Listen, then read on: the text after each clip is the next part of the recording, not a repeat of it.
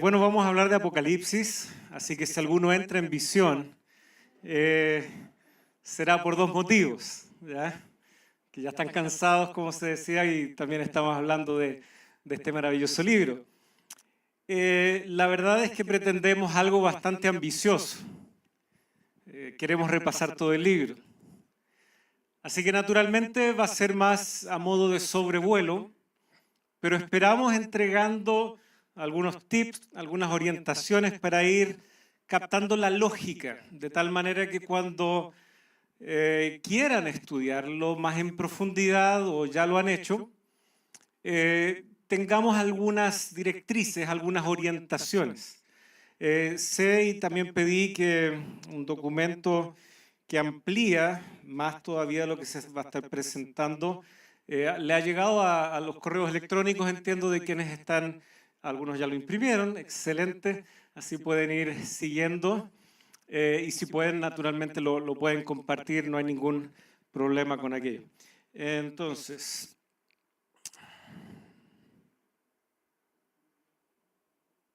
no funciona. Mejor, así no me distraigo. Entonces, si avanzamos, queremos primero abordar algunas ideas claves. Primero, es la revelación de Jesucristo. Esto significa que proviene de Él y también legítimamente se puede decir proviene de Él el mensaje, o sea, Él es el que lo entrega. Gramaticalmente ambas opciones son posibles. Y por lo tanto, si viene de Él y es acerca de Él, ¿a quién debiéramos conocer mejor después de leer este libro? ¿A quién? A Jesucristo. No es el dragón, no es la bestia, no es salir con una maestría en el número 666. ¿Me entienden?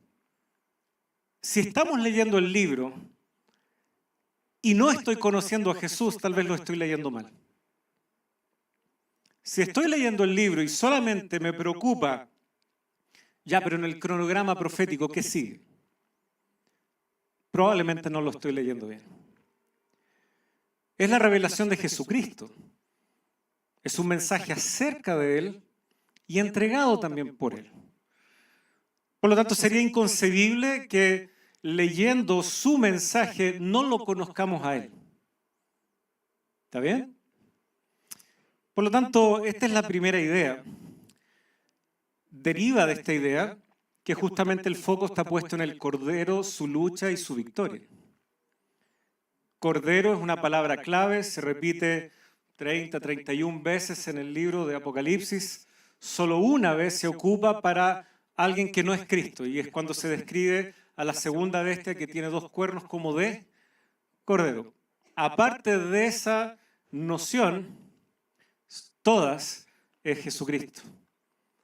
Y es el cordero que vence. Y los creyentes le han vencido a la bestia, al falso profeta, por virtud de lo que ha hecho el cordero. Porque han lavado sus vestimentas en su sangre. O sea, el cordero es el foco, es instrumental, es el medio a través del cual la victoria que él ganó también pasa a ser la nuestra.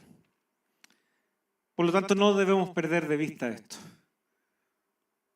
Hay gente que, claro, entendemos tal vez el contexto desde el cual lo dicen. Han visto en un noticiero una catástrofe y dicen una tormenta de proporciones apocalípticas ha arrasado con una población tal. El Apocalipsis no tiene que ver con penurias, desastres, incertidumbre. Tiene que ver con el Cordero y su victoria. Y por lo tanto, nuevamente, si estoy leyendo el Apocalipsis y lo único que me provoca es incertidumbre, o que no puedo dormir en las noches, o que son pasajes que prefiero no leer antes de acostarme, probablemente lo estoy leyendo mal. Con mi hija, la Valeria, algunos lo ubican al menos o la conocen. Ya hemos leído 2 veces la Biblia, ya he hecho el año bíblico, cuando se bautizó le regalamos la Biblia. Eso fue cuando tenía 8 años, ahora ya tiene 11 y todas las noches vamos leyendo una porción. Y alguien diría, bueno, Apocalipsis, ¿será que leí Apocalipsis 13 con ella? Claro que leímos Apocalipsis 13 y antes de acostarse. No sé, se imaginan la idea, ¿no? Pero ya que está en el marco del Cordero y su victoria, qué bueno es poder leer que incluso esos enemigos serán derrotados. Qué bueno es ir con la tranquilidad que nos da, que por amenazantes que aparezcan estas figuras en el libro, ya sabemos el final. Por lo tanto, eso también es muy importante. Es también un libro que invita a contemplar, entender y participar en el plan de Dios para restaurar su creación. Así termina el libro. Vi cielos y tierra nueva. Pero ¿qué pasa antes? ¿Qué pasa durante, mientras llegamos a ese epílogo? No estamos de brazos cruzados. El libro presenta muy tempranamente una tarea, una necesidad que tiene la iglesia de ser victoriosa, de no dejarse estar. Hay cualidades que se identifican, recién estuvimos ahí en la paralela hablando acerca del remanente. Hay un rol que Dios también le ha dado a su pueblo, en el cual no debemos ser meros espectadores, sino verdaderos protagonistas. Y por lo tanto descubrirse en el libro de Apocalipsis, ver que ahí estamos, ver que eso nos identifica, que ahí está mi misión. Por lo tanto yo soy un protagonista también del libro. Y es interesante, y ya vamos a ver, si el tiempo lo permite, como Juan, él también participa en el libro. O sea, en la revelación que él está recibiendo. Él pregunta, le ofrecen respuestas, a él le dan a comer un libro, a él le encomiendan una tarea y adivinen qué, Juan ahí nos está representando a nosotros. Sobre todo en el interludio del capítulo 10 y 11, cuando él come de ese librito y se le dice, debes profetizar otra vez. Ahí nosotros nos estamos mirando en el espejo. Por lo tanto, es un libro que también nos invita a colaborar y no solo contemplar, sino participar activamente. Otra gran idea, solo Dios y el Cordero son dignos de adoración. Las grandes escenas allí en la sala del trono, los grandes momentos en donde el loor y la alabanza se elevan con fuerza y con júbilo, son solo para Dios. Y digo esto con una intención. Pueden haber muchos aciertos humanos, incluso como acabamos de ver. Muchos pudimos participar y, entiéndanme la expresión, lo pudimos hacer bien. Llevamos a otras personas a los pies de Jesucristo. Levantamos el estandarte ensangrentado del victorioso Emmanuel. Pero ¿para quién son los aplausos? ¿Para quién son los loores? No es para ninguno de nosotros. No es para ninguno de nuestros aciertos. Incluso llegando al cielo, y Ellen White tiene una declaración ahí, veremos que a pesar de todo lo que hicimos y todo el esfuerzo que nos costó, diremos, poco nos costó. Fue poco en relación a las glorias venideras. Y por eso los loores y la adoración son solo para Dios. Con estos elementos, dejo solo en paréntesis, por lo tanto, no nos perdamos en especulaciones que tal vez nos lleven por otros caminos, de suponer, de imaginar, de armar una agenda profética que se desprende más bien de la especulación sobre lo que está sucediendo en las noticias y partiendo de esos fenómenos tratar de imponérselos al texto bíblico. Por allí no va. El texto bíblico tiene que ser el elemento que nos permita discernir si esos elementos que están sucediendo tienen o no significancia profética. Por lo tanto, vamos al capítulo 1. Apocalipsis revela a Jesucristo y su victoria enmarcado en el pacto de Dios con su pueblo.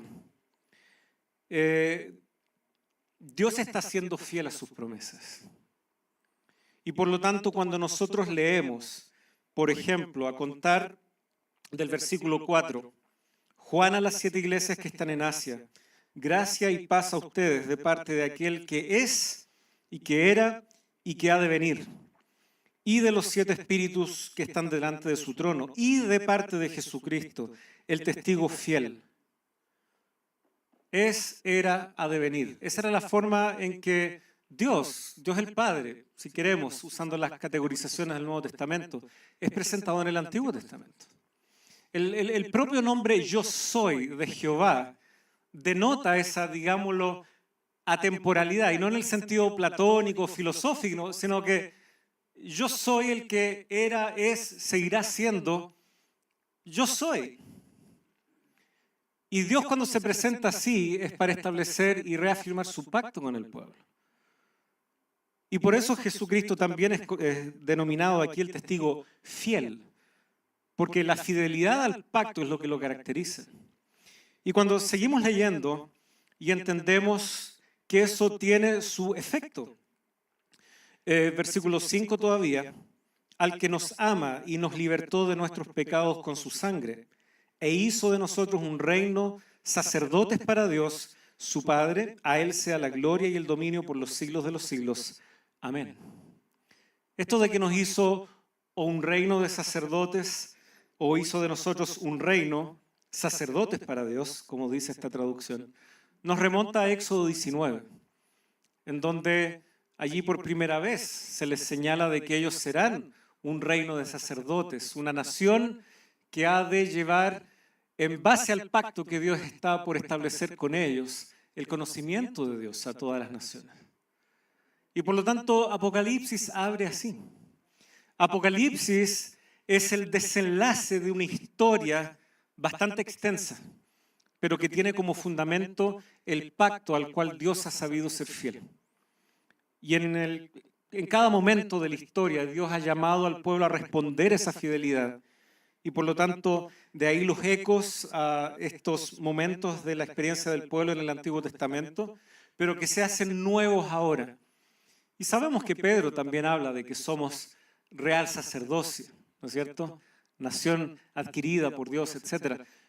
Es una teología compartida en el Nuevo Testamento, y Juan naturalmente en estas visiones recibe desde la misma fuente un mensaje que está alineado con aquello. El mensaje, no debemos olvidar que tiene como base la visión del capítulo 1, en donde Juan ve a Jesucristo exaltado. Eso da pie para el mensaje a las 7 iglesias. Y es por eso que cada nombre presentado, encabezando el mensaje a cada iglesia, tiene como referente a Jesús, que se presentó en el capítulo 1. Esto nos da a entender de que este mensaje a las 7 iglesias, si bien legítimamente podemos ver que el texto nos presenta también etapas en la historia, no debemos olvidar que la muerte y la resurrección de Jesús, el hecho de saber que ahora Jesucristo está en el cielo, vivo, glorioso, victorioso, es la base para animar a una iglesia real en los tiempos de Juan. No se nos olvide de que ellos, de hecho, reciben el libro de Apocalipsis, y ese libro circula en medio de esas 7 iglesias. Ellos lo leen en ese tiempo y lo entienden también como un mensaje para ellos. Y es un mensaje que viene con la fuerza de que Jesús ha vencido a la muerte. Y que ninguna amenaza entonces puede ser tan grave o tan terrible que ellos, o por un lado, claudiquen de su fe y se relajen, o por otro lado, teman lo que podría pasar si se mantienen firmes en su fe. Porque ambos extremos son posibles. O nos mantenemos bien firmes, o nos acomodamos. Y hay un verdadero riesgo al acomodo. Varios mensajes de las iglesias ya insinúan aquello, que han perdido el primer amor, que hay unos cuantos que han ido aceptando la doctrina de los nicolaitas o la de Balaam, o han tolerado a esa mujer Jezabel. Por lo tanto, Apocalipsis no solo nos presenta una iglesia perseguida únicamente, sino una iglesia que está peligrosamente relajándose. Y por lo tanto, mostrar a Jesús en su gloria, en su exaltación, debe colocar nuevamente esta iglesia en el rumbo. tenemos también aquí la idea de que este conflicto se articula en torno a la palabra de Dios y el testimonio de Jesucristo, que es lo que tiene a Juan justamente en la isla de Patmos. Versículos, ¿no es cierto?, 9 en adelante, Juan nos va colocando en dónde está, en qué situación está. Y él justamente señala ahí que me encontraba en la isla llamada Patmos por causa de la palabra de Dios y del testimonio de Jesucristo. Y es interesante, está ahí por haber predicado y lo mandan exiliado debido a eso, o bien está en Patmos para predicar la palabra de Dios y compartir también el testimonio de Jesucristo. Gramaticalmente también eso es muy posible.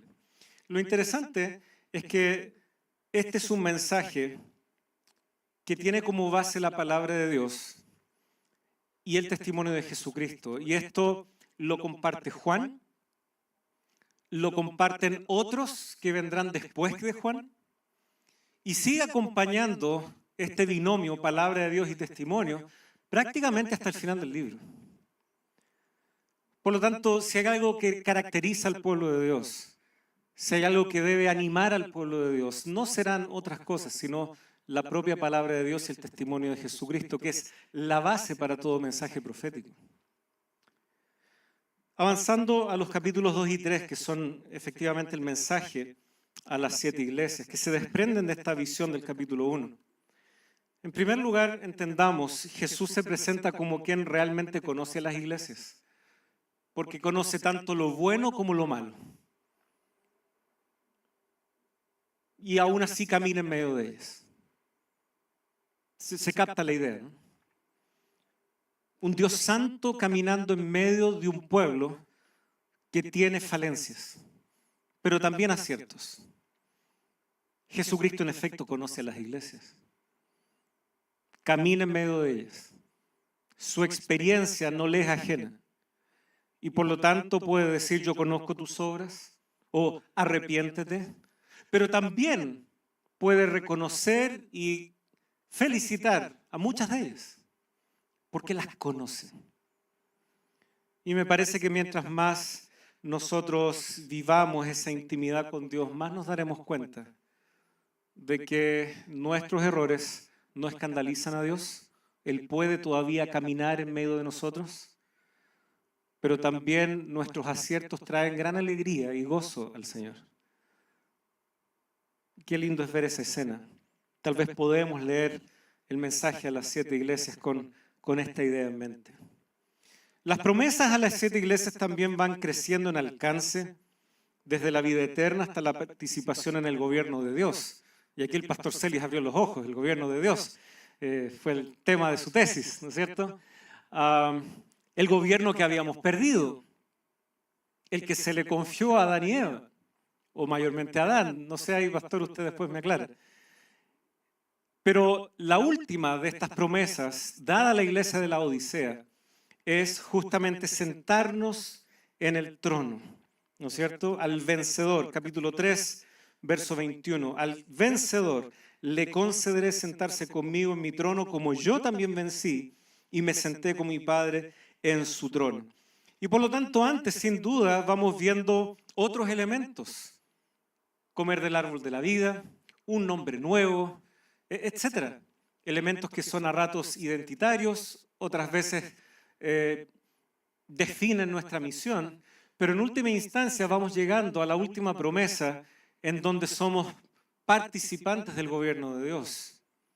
Y por eso es que más adelante en el libro veremos que se da la facultad de juzgar, en donde también podremos sentarnos en tronos que han sido dispuestos, en donde también ciertos factores de la etapa del juicio nosotros también estaremos participando.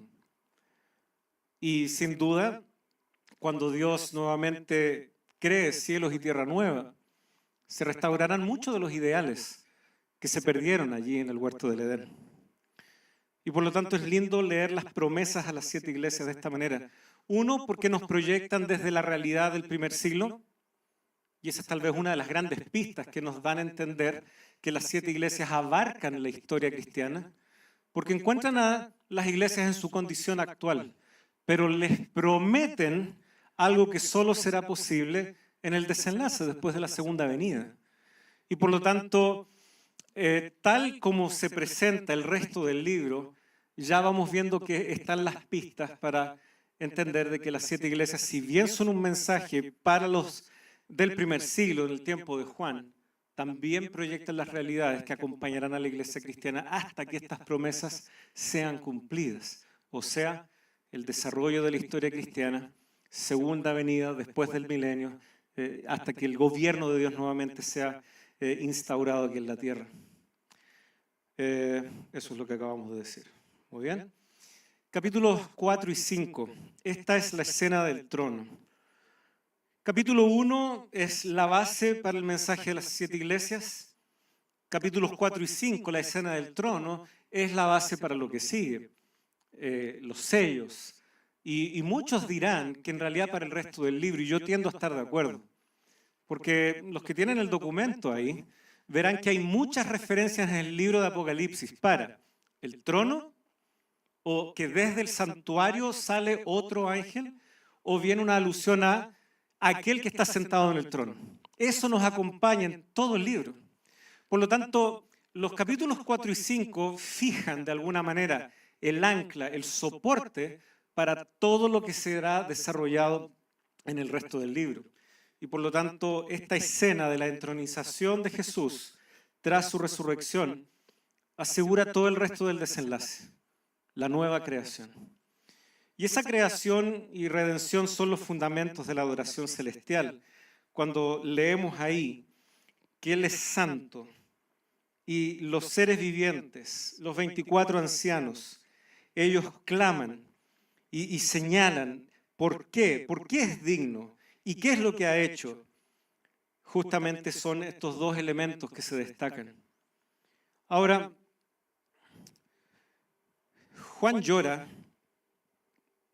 y llora porque lo que él está viendo tal vez lo abruma. Él ve la tremenda necesidad que el resto de la historia de la salvación continúe, pero su intuición y su razón no le logran dar la respuesta que él busca. Solo llega a esa respuesta cuando se lo dicen. Es necesario que a él le digan. Es necesaria la revelación. Y si bien en este caso, versículo 5 del capítulo 5, esto llega de parte de uno de los ancianos que está allí, no llores, mira, el león de la tribu de Judá, la raíz de David ha vencido para abrir el libro y sus 7 sellos. Solamente con la revelación es que Juan logra entender la pieza que le falta. Y aquí hay una tremenda lección, tal vez homilética para nosotros, de aplicación pastoral, ¿no? Hay cosas que podemos intuir, hay cosas que nos hacen sentido, incluso por nuestra experiencia de vida. Pero hay cosas que solo nos harán sentido cuando nos llegan a través de la revelación. E imagínense, Él está en el trono, en la escena del trono. Ve al propio Dios, los seres vivientes, que seguramente son ángeles de diferentes órdenes. Ve los 24 ancianos, que lo más probable son seres ya redimidos, primicias. Y sin embargo, ni uno de ellos, y él habrá tal vez preguntado, ¿y cómo es que ni uno de ellos puede? Nuestra intuición diría, al menos alguno aquí podría, pero no, le debe ser revelado. Y Juan entonces ahora recibe este mensaje. Es el león de la tribu de Judá. Pero cuando él se da vuelta y ve, es un cordero como inmolado. Y por lo tanto aquí vemos que la victoria del cordero no viene en su faceta de león, sino propiamente de cordero. Él vence a través de el servicio, el sacrificio al punto de la muerte. Otra cosa que no es lógica, que no es evidente. Pareciera que solo la fuerza logra la victoria. Eso cree el dragón, eso creen las dos bestias. Pero el cordero vence a través del servicio, el servicio abnegado, incluso hasta la muerte. Y ahí las lágrimas de Juan cesan, mirando el sacrificio de Cristo. Ahí él ya puede no llorar más. qué tremenda escena es esta. Miremos más la cruz. Miremos más lo que ocurrió allí. Y probablemente Dios hará que muchas de las cosas que hoy nos hacen llorar, problemas que vemos imposibles de ser resueltos, disiparse. Solo el Cordero vence mediante el sacrificio y puede abrir el rollo. Y esto está íntimamente ligado a su reinado. El hecho de que Él toma el rollo de la diestra significa que Él se irá a sentar allí junto al Padre, que es como termina de hecho el libro. ¿Qué hay en el rollo? Probablemente el trasfondo es la entronización de los reyes de Israel. Ellos ya tenían instrucciones claras respecto a qué debían hacer en Deuteronomio 17.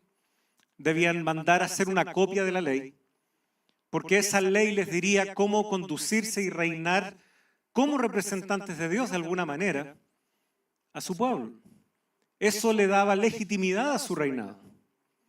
Y por lo tanto, ya que esa es la plantilla, Jesucristo justamente comunica que Él es el rey legítimo, que de la dinastía davídica Él es su foco y su consumación.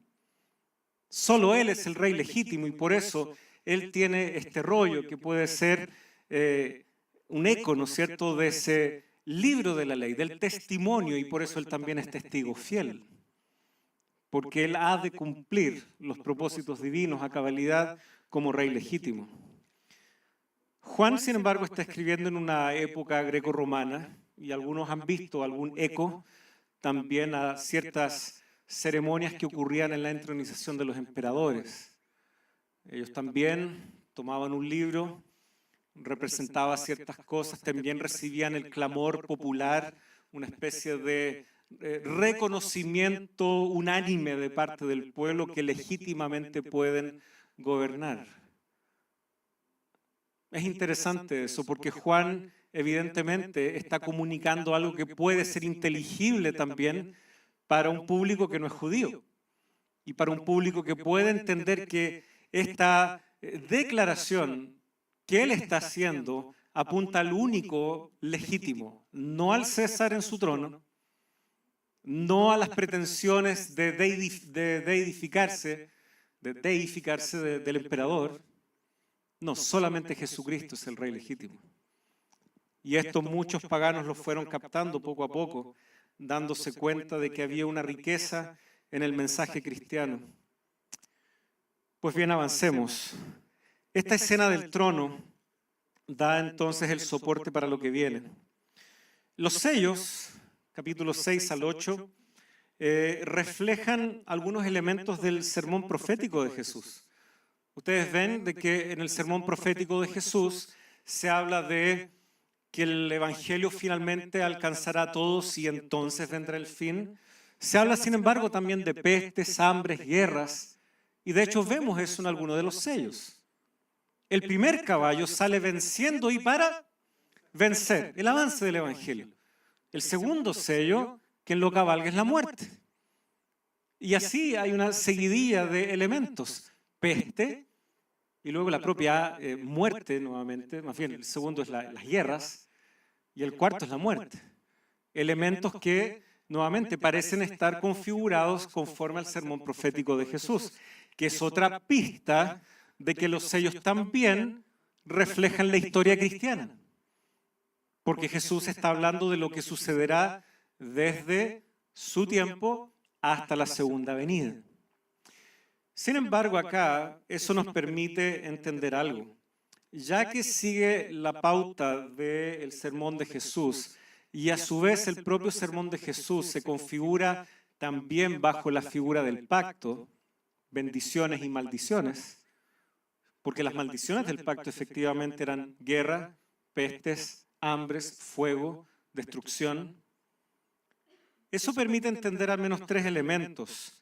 Por un lado, que la fidelidad del pueblo es requerida, la fidelidad de la iglesia se requiere, la fidelidad al pacto. Por otro lado, también las consecuencias de la apostasía. ¿Qué pasa si la iglesia le da la espalda a Dios? Efectivamente, la muerte, las pestes, las hambres, la muerte espiritual pasará a ser una realidad. Pero también nos ayuda a entender qué rol juegan los poderes adversos, los que están antagónicos a Dios. Porque en el pacto, estos juicios preliminares, como muerte, hambre, peste, etc., también caerían finalmente en las naciones opresoras para destrucción. Y por lo tanto los sellos como que nos presentan estas tres aristas, ¿ya? ¿Qué pasa si la iglesia es fiel? Enfrentará cierta persecución. Verá su mensaje amenazado. Y el segundo sello como que presenta eso muy bien. Pero ¿qué pasa si la iglesia sigue perseverando a pesar de la oposición? Bueno, tal vez la oposición se recrudecerá. Y por eso tenemos el tercer caballo, que empieza a ofrecerle una oferta que la iglesia no podrá rechazar. Y por eso ya no es un arma, sino una balanza. Yo te doy, ustedes me dan.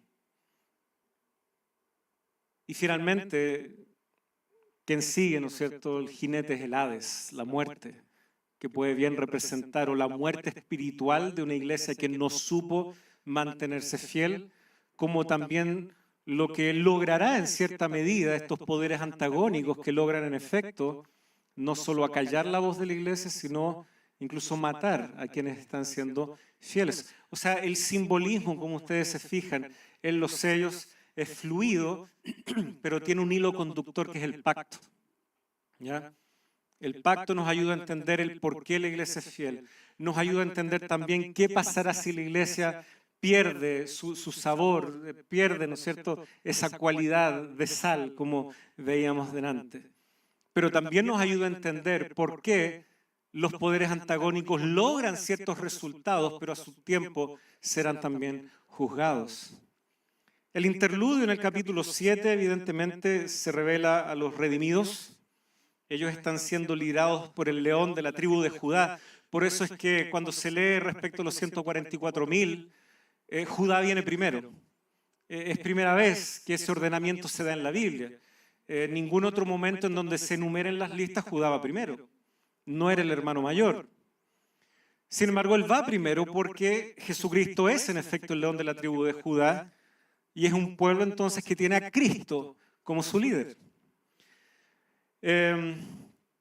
Ellos están transitando desde la tribulación hasta la presencia de Dios, porque eso fue lo que se les prometió. La promesa, la última promesa de la serie de las iglesias. Al que venciere se sentará conmigo en mi trono. ¿Ya? Hay discusión naturalmente si los 144.000 y la gran multitud son o no el mismo grupo. Solo una pista aquí, tal como veíamos. A Juan se le dice el león de la tribu de Judá, pero él se da vuelta y ve al cordero. Sin embargo, entre lo que él escucha y lo que él ve, apunta lo mismo, que Jesús. Aquí se da el mismo modelo. Él oye el número, 144.000, después ve y es una gran multitud. Y mi sugerencia sería que los 144.000 apunta a cualidades, ¿ya? 12 por 12 por 1.000, 12 es el número del pueblo de Dios, etc. Mientras que la gran multitud los muestra no en formación militar, porque ya han salido de la tribulación y han sabido hacer frente a esa tribulación porque supieron lavar sus vestidos en la sangre del Cordero, que es la cualidad que define al pueblo de Dios y tiene su reminiscencia, ¿no es cierto?, allí en la Pascua, en el dintel con la sangre, etc. Por lo tanto, podemos hablar del mismo grupo. Que el interludio apunta a una escena más del tiempo del fin, es cierto, ocurre entre el sexto y el séptimo sello, y por lo tanto estará describiendo la última tribulación que se ha de enfrentar antes de que venga Jesucristo. Así que sí, los 144.000, la gran multitud, sí está describiendo, llamémosle así, a la última generación de cristianos, que vivirá antes de la segunda venida. Las trompetas, capítulos 8:2 hasta el 11:19. ¿Cómo estamos en el tiempo? Sé que probablemente ya me queda poco, claro. Las trompetas son tal vez uno de los pasajes que genera más polarización. Recapitulan la historia también hasta la segunda venida, revelando los juicios divinos en la forma de decreación, y es un eco de las plagas de Egipto. Y efectivamente, ustedes ven, vayan conmigo por favor a Apocalipsis 8, versículo 7, ustedes ven que la primera trompeta, al ser tocada, cae, ¿no es cierto?, granizo y fuego mezclado con sangre, y fue arrojado ¿a dónde?, dice el versículo 7. 8:7. A la tierra, ¿ok? La tierra. La segunda trompeta, también una montaña ardiendo, y cae ¿dónde? Al mar, ¿ya? Y el mar también se ve afectado. Entonces, tierra, mar. Tercer ángel, versículo 10, se ve afectado el río, ¿ya? Los ríos, la tercera parte de los ríos. Luego el cuarto, sol, luna y estrellas. ¿Les suena familiar? La tierra, el mar, cuarto día, los astros, ahora cuarta trompeta, sol, luna, estrellas. ¿Ya? Es una decreación. Dios le está cobrando al mundo qué han hecho con mi creación. Y es como que sí, hemos sido pesados en balanza y hemos sido hallados faltos, por usar, ¿no es cierto?, el lenguaje ahí de Daniel. Por lo tanto, las trompetas, de alguna manera, son la respuesta de Dios. De cobrarle lo que los impíos han hecho, y no solo con el mundo natural. Aquí no es un mensaje de ecología propiamente, tal como algunos leen, la última parte del capítulo 11, ¿ya? De juzgar a los muertos, dar la recompensa, capítulo 11, versículo 18.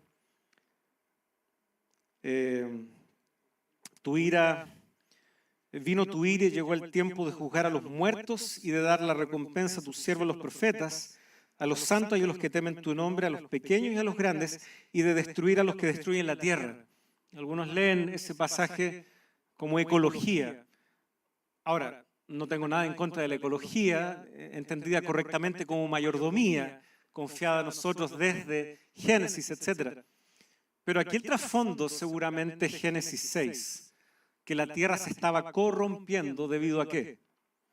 A la maldad. Y la maldad ha ido corrompiendo la creación de Dios, y Dios nos está cobrando entonces. Y está cobrando a quienes han participado en eso, y presumiblemente no es el pueblo de Dios. Por lo tanto, las trompetas son una respuesta, presentan el contraste entre la opresión sufrida por los fieles, que mayormente está representada en los sellos, y los juicios sobre los opresores, que ahora vendría a ser presentado en las trompetas. Y es por eso que, y por tiempo, ¿no?, las dos primeras trompetas, la caída de Jerusalén, luego la caída de Roma, los dos elementos, los dos entes que más persiguieron a la iglesia cristiana en sus primeros momentos. El interludio, sin duda, reafirma también la misión profética mientras esto ocurre. El hecho de saber de que Dios ha de, y voy a usar la expresión bíblica, vengarnos, vindicarnos, no quiere decir que ahora, como decíamos, nos quedamos de brazos cruzados, sino que tenemos todavía una tarea por delante. Y esto es lo que los capítulos 10 y 11 desarrollarán a través del ángel y el librito. Nos ayuda también a entender los tiempos en los cuales esto ocurre. Más detalles hay en el documento, pero hay ciertas pistas que conectan con Daniel 8:14 y Daniel 12, en donde claramente estamos ahí en el periodo de 1844, y por lo tanto esa misma pregunta que se formula aquí, o más bien la alusión a que el tiempo no será más. ¿Cuál tiempo? Ese tiempo profético de Daniel. Nos coloca entonces estos dos capítulos en ese marco de tiempo, definiendo una tarea que ha de surgir y que de alguna manera repasamos allí en el tema del remanente, aunque tangencialmente. Capítulos 12 al 14. Desde el santuario celestial se presenta la formación del nuevo pueblo de Dios, nuevamente sostenido por el pacto y definido como remanente obediente y testigo de Jesús. Vemos una mujer vestida del sol, con las 12 estrellas, claras alusiones probablemente a el sueño de José, ¿no es cierto?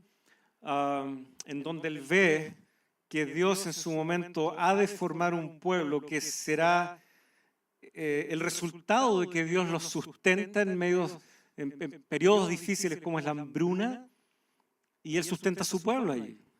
Y justamente sus hermanos que vienen y se postran delante de él, su padre mayormente, madre que luego muere, están representando ese núcleo de la familia que viene del padre de la promesa, que es Abraham, con quien Dios establece este pacto. Y por lo tanto aquí se está configurando como una gran señal. El dragón después es otra señal. La gran señal es que Dios está formando su pueblo. Y nuevamente esos énfasis que veíamos al inicio. Y por lo tanto, aquí en estos capítulos el dragón formará una falsa trinidad. Hay varias alusiones allí como la bestia busca replicar el ministerio de Jesús. Sale de las aguas, Jesús comenzó su ministerio saliendo de las aguas del Jordán. El dragón y la bestia persiguen a la mujer en el desierto, hay alusiones también allí. La bestia muere pero no muere, o sea, resucita de alguna manera la segunda bestia, etc. Ustedes pueden ir viendo, y la segunda bestia viene a cumplir el rol falso del Espíritu Santo, y de ahí falso profeta, ¿no? Algunos ya han estudiado este tema. Entonces, hay una falsa trinidad que busca imponer la adoración, pero de ahí que es tan bonito ver estos 3 capítulos como una unidad.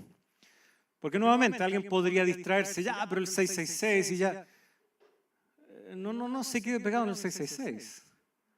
Su vida cristiana, le aseguro, no va a ser ni más robusta si tiene 3 opciones y eligió usted cuál piensa que es la mejor. Lo que está claro es que es un poder antagónico que solo usa el engaño y la mentira, y eso se ha buscado reproducir con el 666, que ahí en el documento ustedes van a ver una alusión interesante, ¿no? Cómo contrasta con otros cómputos que uno hace relacionados con el pueblo de Dios. Por lo tanto, aquí los 144.000, ellos sí vencen, han sido redimidos por el Cordero, y ante las escenas terribles del capítulo 13, uno tiene el solaz y el gozo de ver de que independiente de lo que el dragón y la bestia quiso hacer, no van a vencer. Son victoriosos los que siguen al Cordero, por donde quiera que éste los guíe.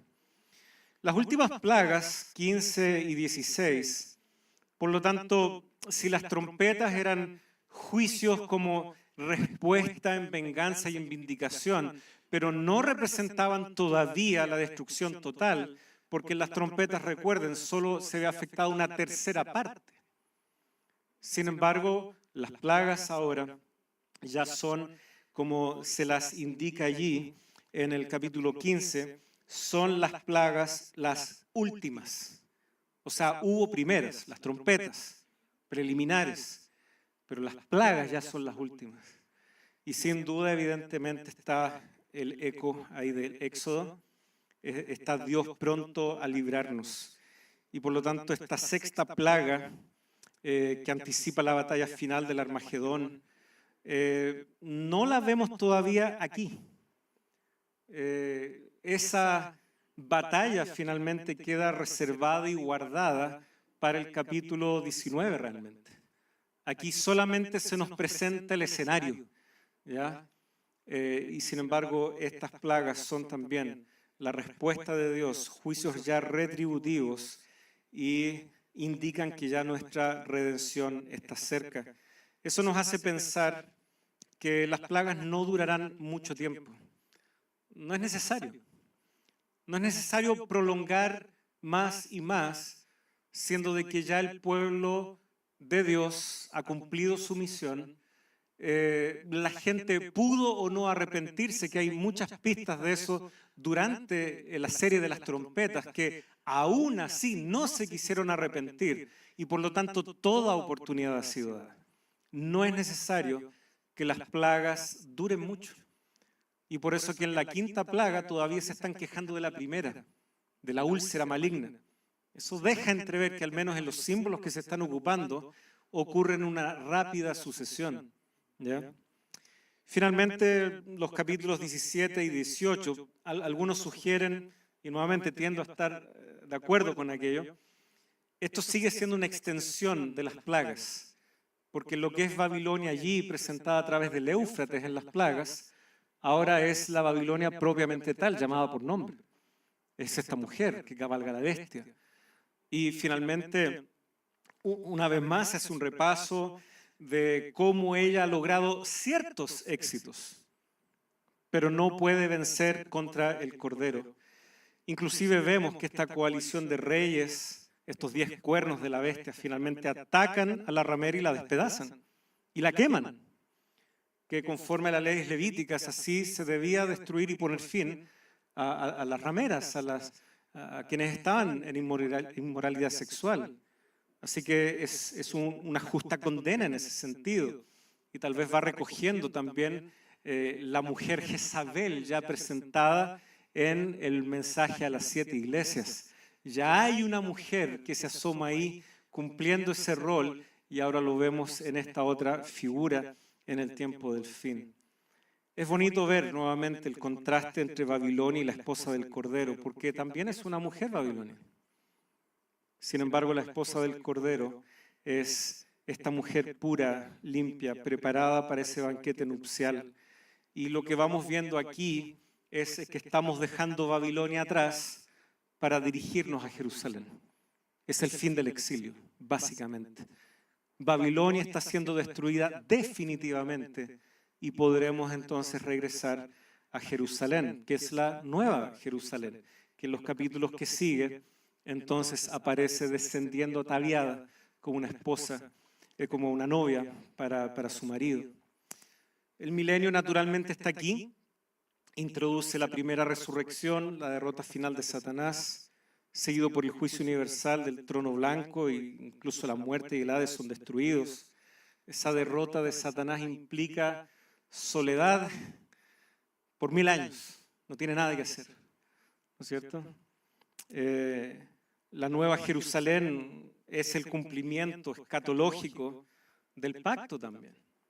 Ese pacto expresado a través del templo, por eso la ciudad es cúbica, la misma forma, las mismas proporciones que tenía el lugar santísimo, es perfecta, es donde Dios habita con su pueblo.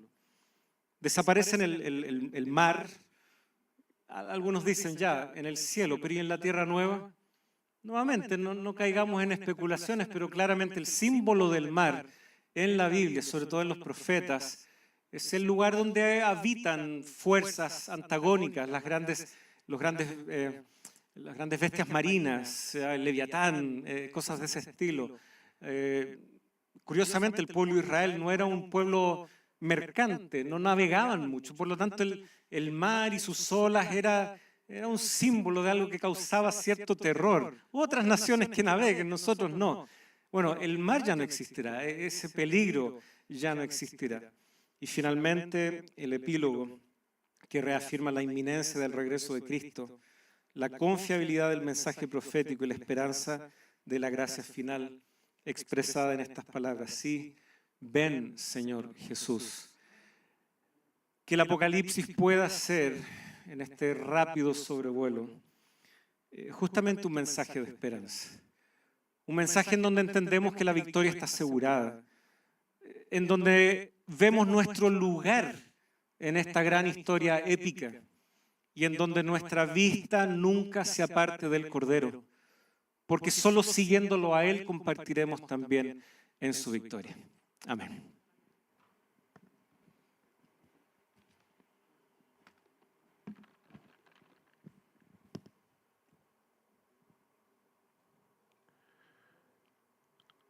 Agradecemos al pastor y le invitamos para que nos acompañe en este momento para responder algunas preguntas que nos han llegado. Un desafío importante, hacer un recorrido de Apocalipsis en 40 minutos, pastor, así que lo felicito. Llegó a la meta. Bueno, una de las preguntas que nos llegaron, principalmente de la parte inicial probablemente del Apocalipsis. ¿Qué importancia tiene para nosotros hoy el hecho de que Cristo inicie el Apocalipsis caminando entre las iglesias y con un mensaje de exhortación para 7 de ellas? ¿Esto valida o le da un realce especial a la existencia de la iglesia como un elemento fundamental en el tiempo del fin? Sí, sin duda. La iglesia en el tiempo de Juan, sin duda recibió el libro y no teniendo las herramientas que nosotros tenemos ahora de mirar en retrospectiva las series y cómo las podemos interpretar históricamente, pudo tal vez conectarlo con las amenazas y el escenario religioso que ellos tenían. De ahí un pequeño guiño eso del emperador que mencionamos ahí. Algo de eso hay. Pero también el hecho de que se ha dado como mensaje a esas iglesias y que a través del simbolismo entendamos que sigue siendo relevante para nosotros como iglesia, aún hoy, nos muestra que Dios nunca dejó de ver a la iglesia como importante y un protagonista relevante en la historia profética. Lo fue relevante en el primer siglo, con sus luchas y tensiones con el statu quo del imperio, y lo fue todavía en la época medieval, lo fue en la época de los grandes reavivamientos religiosos y lo seguirá siendo todavía cercano al desenlace. De ahí que creo que es importante el rol que tienen las 7 iglesias, porque tanto las promesas conectan con otros momentos del libro. Por ejemplo, beberá del río de la vida, o comerá, ¿no es cierto?, del árbol de la vida, ¿ya? O recibirá un nombre nuevo que nadie conoce. Son todos elementos que apuntan al futuro, independiente de cómo lo queramos ver, y que conectan con otras porciones del libro y hasta llegar a la Nueva Jerusalén, en donde se cumplirá la promesa dada a la Odisea. Por lo tanto, primer siglo pasa a ser como un tipo, como un símbolo de la relevancia que tiene la iglesia hasta el tiempo del fin. No hay un periodo en la historia en donde la iglesia o el pueblo de Dios no importe. Amén, pastor. Otra pregunta que nos llegó, interesante y muy relacionado con lo que está ocurriendo hoy día, de qué manera leer el Apocalipsis.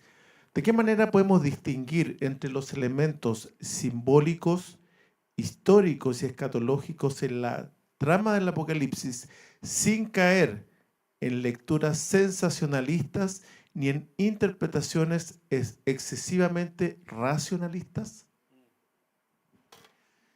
Bueno, Juan, él tiene como trasfondo, y por eso Dios le da las visiones de esta manera, el Antiguo Testamento.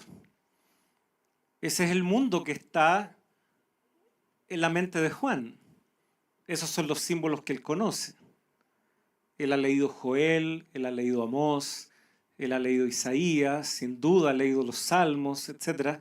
Y nosotros vamos encontrando que las visiones que les son dadas replican ese lenguaje, replican ese simbolismo. Y por lo tanto, para no caer en interpretaciones que o por un lado nos lleven a extremos o que carezcan de fundamento, tenemos que ir al Antiguo Testamento como punto de partida y hacer primero el ejercicio allí y entender cómo la relación de Israel y las naciones, de acuerdo a cómo los profetas están ya sea amonestando o animando, corrigiendo, etc., en esas circunstancias sin duda más locales, pero cómo eso nos sirve de tipo o de plantilla para entender ahora las realidades en nuestra época. Entonces, vamos de la Biblia a las realidades contemporáneas. vamos del simbolismo y su correcta interpretación a la luz de la Biblia hacia lo contemporáneo. No es al revés. Entonces, solo por poner un ejemplo. Cuando fue lo de las Torres Gemelas, ¿no es cierto? Yo creo que todos empezaron a buscar en motores de búsqueda, ¿será que se mencionan torres en la Biblia? ¿Será que se mencionan torres en los escritos de Ellen White? Sí. Estamos partiendo al revés, ¿fijan? En realidad lo que debemos hacer es leer el texto, que el texto nos configure un patrón, un lente a través del cual mirar, y les aseguro que cuando los eventos proféticos ocurran, ese lente con sus filtros nos va a permitir ver o no ver esos eventos como proféticos o no. Y de hecho Jesús lo dijo, que cuando ocurran los eventos, sabremos que es el cumplimiento de lo que Él dijo. Entonces, creo que esa es una buena salvaguarda para no estar reactivos, sino con la serenidad y la tranquilidad que nos da la palabra de Dios, observar el mundo y en vez de correr, ¿no es cierto?, alocados, sin ningún control, Noticia que ya aparece. tener un derrotero, ya tener un camino trazado. Y que estas cosas no nos sorprendan, como dice Pablo, no estamos en tinieblas al respecto. Y eso nos salvaguarda un poco de una tensión especulativa permanente respecto a lo que pasa, ¿cierto? Relacionado un poco con lo anterior, pero más a lo mejor en desafío desde el púlpito. Una pregunta de uno de nuestros hermanos: ¿cómo podemos predicar el Apocalipsis en lenguaje contemporáneo sin diluir su poder profético ni alejar a quienes no entienden su simbología? Bueno, en parte esto, ¿ya? Estas grandes ideas, tal vez las conclusiones, tienen que ver con el cordero, no con el dragón. Entonces, si alguien tiene la duda cómo predico Apocalipsis y en sus primeros borradores es solo el dragón, miren cuán astuto es, sí, es la serpiente antigua que nos engañó y nos volvió a ver engañar y miren cómo le engaño. Nada de eso es mentira, pero no es el acento, no es lo que debiéramos recalcar. Porque cuando tenemos la verdad, el error se discierne solo. Entonces, parte de este bosquejo que les presentaba era justamente para, no digo simplificar, sino llegar a esos grandes consensos tal vez respecto al mensaje y que eso pudiera ser el norte de algún mensaje con esperanza, con el foco en la orientación correcta. Pero también recordemos que el Apocalipsis está lleno de detalles, ¿ya? Y esos detalles muchas veces conectan con pasajes del Antiguo Testamento, y el Antiguo Testamento por lo general son narraciones y son historias. Y aunque sean proclamaciones proféticas, están insertas también dentro de la experiencia del pueblo. Y ahí nosotros tenemos también un tremendo punto de contacto con la vida cotidiana. El pueblo de Israel era porfiado, duro de cerviz, de cuello tieso. ¿Lo somos nosotros también? Sí. ¿El mensaje de Apocalipsis rescata eso a veces? Claro que sí. Ok. En la cena de Dios, cuando se dice que en la cena de Dios, capítulo 19, se dará las carnes de los poderosos, de los capitanes, a las aves del cielo. Ahí hay un trasfondo interesante en la confrontación entre David y Goliat, porque ambos se dicen eso, ¿ya? Voy a dar tus carnes a las aves del cielo. Pero quien vence es David, y David es un símbolo de Jesucristo. Entonces, podemos ilustrar Apocalipsis 19 con un pasaje, llamémosle así, más accesible, más conocido, como la querida historia de David y Goliat. Y buscar conexiones también con nuestra experiencia cotidiana. Entonces, no siempre tendrá que el sermón ser, ya, voy a predicar de las 7 iglesias, voy a predicar de las 7 trompetas. Puede a veces ser un aspecto, ¿no es cierto? Una escena, parte de una escena que tiene un rico trasfondo en el Antiguo Testamento, en una historia súper conocida. Y esa sería una forma, creo yo, también atractiva de presentar el libro. Agradecemos al pastor por esta exposición, por el tiempo. Ya no alcanzamos a leer el resto de las preguntas, pero los invitamos para estudiar el Apocalipsis de esta forma, de una forma completa, en donde tengamos siempre como un centro y al igual como está expresado en el inicio, en el capítulo 1, la revelación del Señor Jesucristo. Gracias, Pastor Pablo, y los invitamos a seguir adelante con el programa.